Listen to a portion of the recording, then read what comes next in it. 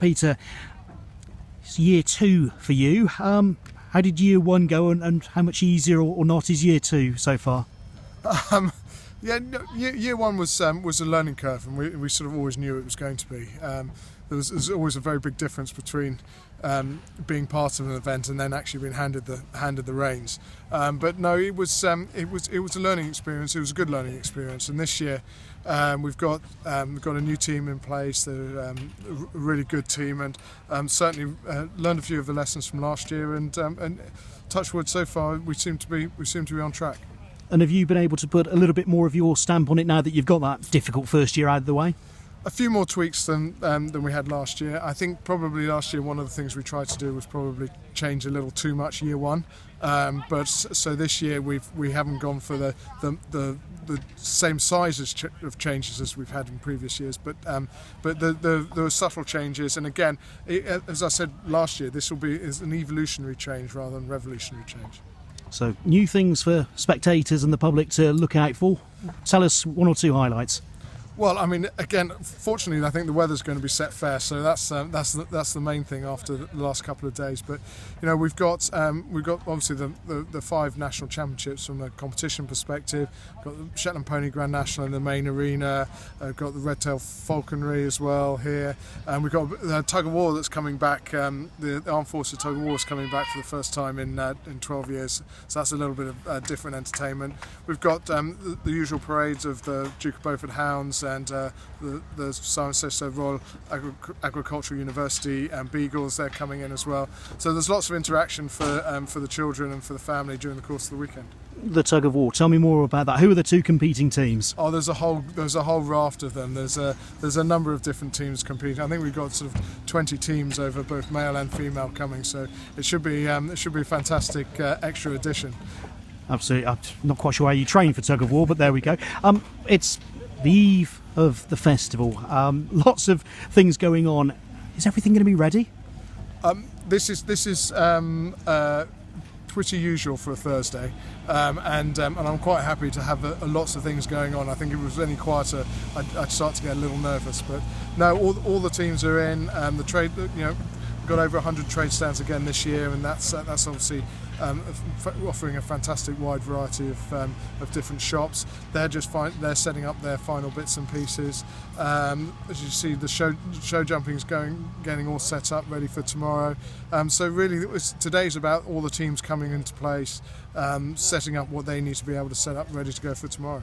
And the way that the weather's been, I mean, I suppose the cross-country course needed a bit of moisture upon it, maybe not quite in the style that we've had, but how has that affected things in the final few days?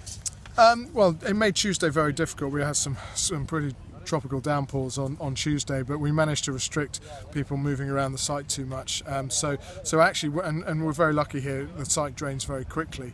But we've because of the work we've been doing on the course and the arena over the course of the actual year, in terms of constantly mowing it, we've got a good base of good solid base of grass, and that little bit of rain is never going to hurt. In the arena where we are at the moment, the show jumping arena, there's a pony club display on the Saturday. Tell me more about that, because part of Gatcombe's charm is that actually it's not just a festival for the elite, but actually at so many different levels of the sport. Yeah, and we're really proud of that. I mean, the whole point, the reason why my parents started this in the first place was to give something back to the sport. And that has to start at grassroots level, and the grassroots is the Pony Club. And this year is their 90th anniversary, and on Saturday they have a global ride which is going to culminate here at Gatcombe in the main arena, and that's going to be a very large collection of Pony Club being here and celebrating their 90th anniversary. And you mentioned anniversaries. Gatcombe's 40th anniversary is coming up in a few years' time. Have you got to have something special up your sleeve for that as well in a few years, or you just got to get thinking now?